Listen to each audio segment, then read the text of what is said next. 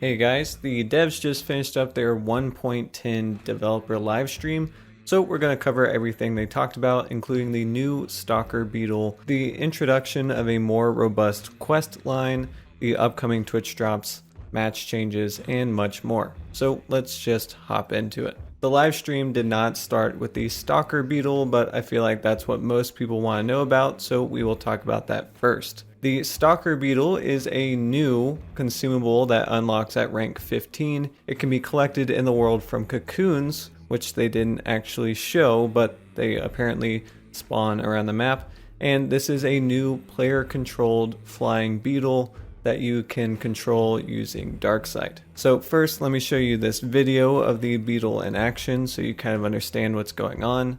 But this one is kind of new because you can see the other side of the tower. Because after you activate it, it's a controllable thing, right? You can turn around and you can see yourself. Who's been harassing the tower all along.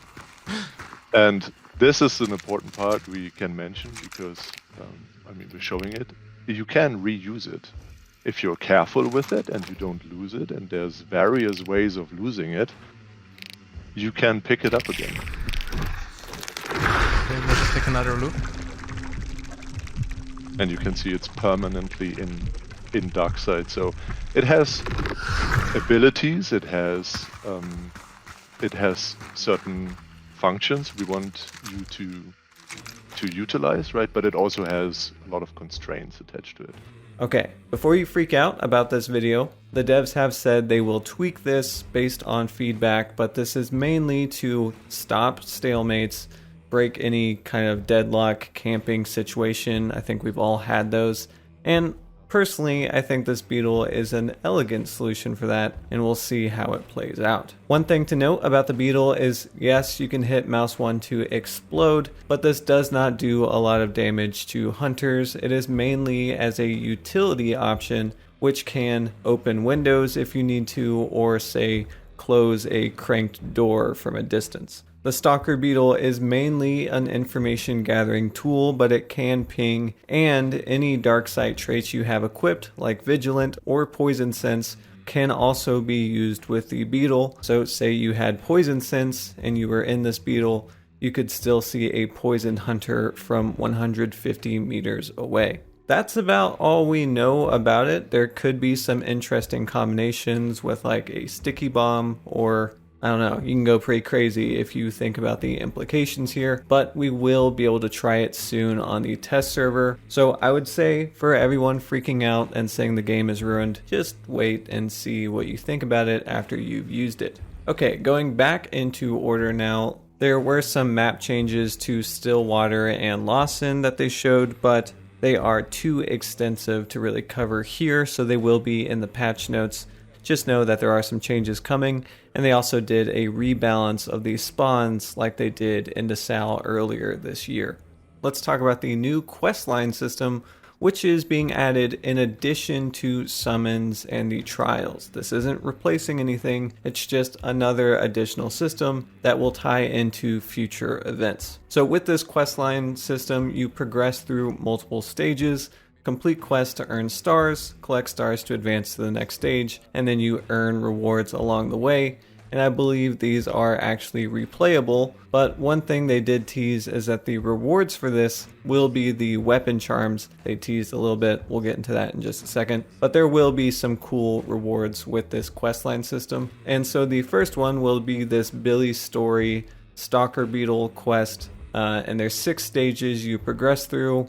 You basically complete mini summons for each stage and gather your rewards. Personally, I think it sounds pretty cool. I'm excited to see how this ties into that Twitch Drops campaign, and we will see as we get closer to that. So let's talk about that Twitch Drops campaign that we keep referencing. It will be from October 12th to the 20th. And of course, as we've talked about, Billy's Story will return with this Twitch campaign, but also there is a hand crossbow, a legendary poison bomb, and a new legendary hunter. I haven't really decided if I want to do any Twitch streams for this, but there are plenty of great channels that do. And then they also teased that weapon charms are coming to the game, which will be new cosmetic customization. Charms can be attached to weapons, and the first charms, as I said, are arriving with this questline system, and there will be more information about that soon, but they did say that the charms can be attached to all weapons. Okay, and then let's get into those gunplay changes. So they have increased the effective range, that is the headshot range, of compact ammo rifles. Those are the Winfields and the Officer Carbine. Those now have about a 50% buff in effective headshot range. That's not total range, but just their headshot modifier now works from further away. Also, explosive ammo on the uppercut can now headshot players up to 35 meters. This doesn't change the damage of that ammo type, so console players don't need to worry about it too much, but this does give anyone using that custom ammo option a little more utility. You can actually shoot people in the head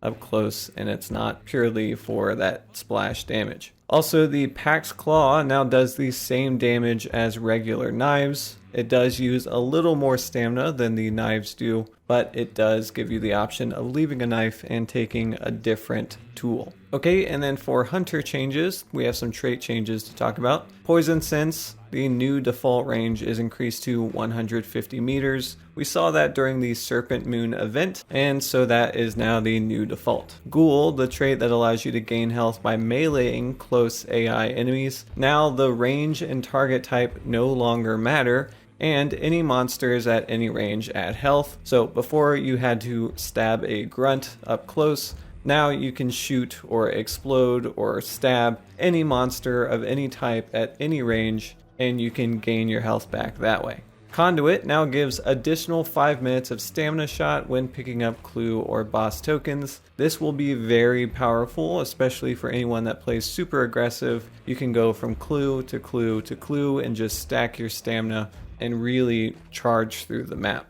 Okay, and then we have some pretty extensive progression changes. As I said earlier, most of these will be in the patch notes. They didn't give us too much information, but there are a lot of price changes coming with this update. But the goal of these current price changes were to reflect the current meta and usage rates. So any weapons that get used a lot might have seen an increase in price, and any weapons that weren't picked that much probably got a little cheaper. One example is the Mosin Sniper is now more expensive, whereas the Terminus shotgun is now cheaper. I don't know if that means I need to revisit the Terminus again, but I'm probably not going to. So just know there are a lot of price changes coming with this update, and you can check those out on the patch notes. They also rebalanced some traits and how much they cost. We didn't get a lot of information here, but expect that the lesser used traits will be a little bit cheaper, and maybe there might be some more expensive traits for the absolute must picks. One example they gave is Bullet Grubber will now be a little cheaper because you can actually just do the alternate reload that I talk about in all the guides. And then for progression changes, they have changed the unlock rank order for traits, tools and consumables, and weapons. This is to help onboarding, so some stronger unlocks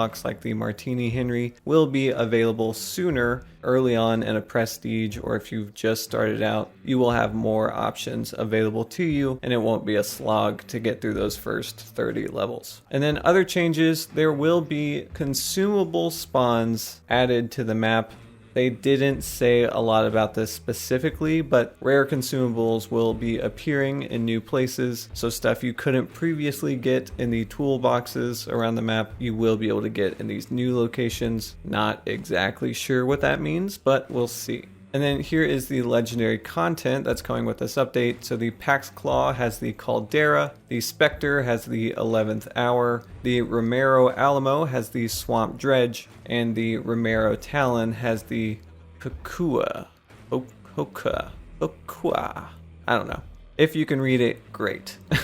And then there is a new legendary hunter called the Deckhand. Dennis joked that it looked a little bit like him, and I happen to agree. And then in the Q&A session, there was some interesting questions. Didn't get a whole lot of new information there, but the Serpent Moon nighttime frequency has been reverted to normal for now, but they did say there might be future changes where the nighttime might become more frequent again. The Beetle range is limited, so you will be able to test that out soon on the test server. It's not unlimited, and they have tried to make sure it is not broken. And then just to reiterate, quest lines will be part of future events, and they teased that a bigger event is coming in the winter, and I can't help but feel like there might be some teases about the next boss as part of that event or in that event, so I'm not really sure where they're going. Now I'm going to share my thoughts on things. The Stalker Beetle is obviously the most controversial addition with this update, but I don't feel very doom and gloom about it. I think it'll be interesting. One thing to note that I'm not sure I mentioned earlier is once the beetle has been used, it drops to the ground if it hasn't been destroyed, and you can pick it back up. So I find that pretty interesting. I'm not too worried about what this means for solo players because they said this will be very audible, and solo players usually have a shotgun or a stealth build, so they will be able to take care of this beetle. They did say that it is pretty weak and it is small, so I'm not sure how console players will fare against it, but at least on PC, it shouldn't be too hard to take care of. The questline system sounds pretty interesting, and I do look forward to those weapon charms that they teased with that. I think a really big change is the changes to Ghoul and Conduit. Ghoul being able to gain health from a distance can be really helpful, especially if you are just running low. And if you have a suppressed weapon, Ghoul might be a really powerful pick. Conduit also being able to stack those stamina boosts could get you to locations really quickly, and I'm not sure early on people will be able to compensate for that